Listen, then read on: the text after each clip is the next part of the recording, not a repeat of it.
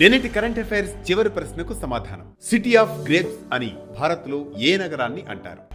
మహారాష్ట్రలోని నాసిక్ ను city of grapes అని పిలుస్తారు. భారత్లో అత్యధికంగా ద్రాక్ష ఉత్పత్తి అయ్యే ప్రాంతం ఇదే. ఇక్కడి నుంచే ఏటా 10 లక్షల నుంచి 20 లక్షల మెట్రిక్ టన్నుల ద్రాక్ష ఉత్పత్తి అవుతూ ఉంటుంది. ఇందులో ఎగుమతులే 1,50,000 టన్నులకు పైగా ఉంటుంది. ద్రాక్షకు అనుకూలమైన వాతావరణం ఉండడం వల్లే నాసిక్ సిటీ ఆఫ్ గ్రేప్స్ గా ప్రసిద్ధి చెందింది. నెంబర్ 1, 10 నిమిషాల డెలివరీపై వెనక్కు తగ్గిన క్విక్ కామర్స్ సంస్థలు.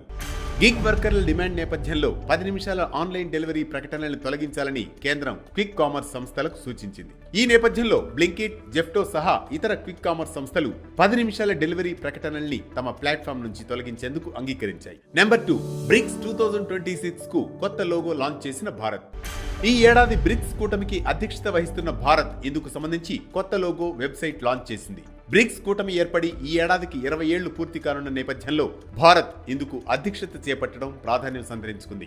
2006లో బ్రెజిల్, రష్యా, ఇండియా, చైనా సంయుక్తంగా బ్రిక్ కూటమిని ప్రారంభించాయి. 2009లో తొలి సదస్సు జరగ్గా 2010లో దక్షిణాఫ్రికా కూడా చేరడంతో ఆ కూటమి బ్రిక్స్ గా మారింది. Number 3, people first AI platform launch చేయనున్న జియో. ఆర్టిఫిషియల్ ఇంటెలిజెన్స్ ప్రతి భారతీయుడికి అందుబాటులో ఉండేలా త్వరలో people first AI platform launch చేయనున్నట్లు జియో ప్రకటించింది. ప్రజలు వారి మాతృభాషలోనే ఏఐ టూల్స్ ను వారి డివైజ్లలో ఉపయోగించుకునేలా దీన్ని డిజైన్ చేయనున్నట్లు తెలిపింది. కాగా ఇందుకోసం ఇప్పటికే గుజరాత్లోని జామ్నగర్ లో దేశంలోని అతిపెద్ద ఏఐ రెడీ డేటా సెంటర్ ను జియో నిర్మిస్తోంది. నెంబర్ 4, శక్తి బ్యాటరీ సిస్టమ్ లాంచ్ చేసిన ఓలా. ఓలా ఎలక్ట్రిక్ సంస్థ ఈవీలతో పాటు ఇప్పుడు హోమ్ బ్యాటరీ బిజినెస్ లోకి కూడా ఎంటర్ అయింది. శక్తి పేరుతో home battery energy storage system ప్రారంభించింది. దీని ద్వారా ఇళ్లకు, పొలాలకు, చిరు వ్యాపారాలకు పవర్ బ్యాకప్ ఏర్పాటు చేసుకోవచ్చని ఓలా తెలిపింది. ఫాస్ట్ ఛార్జింగ్, మల్టిపుల్ కాన్ఫిగరేషన్స్ తో వీటిని అందిస్తున్నట్లు పేర్కొంది. నెంబర్ 5, భారత్ మత్స్య ఉత్పత్తి డబుల్.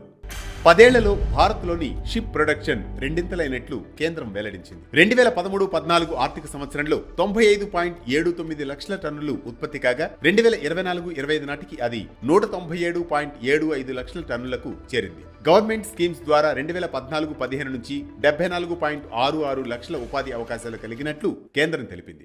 ఇక ఈ రోజు కరెంట్ అఫైర్స్ క్వశ్చన్: ప్రపంచంలోని అతిపెద్ద హైవే ఎక్కడుంది? ఈ ప్రశ్నకు సమాధానం మీరే కామెంట్ చేయండి.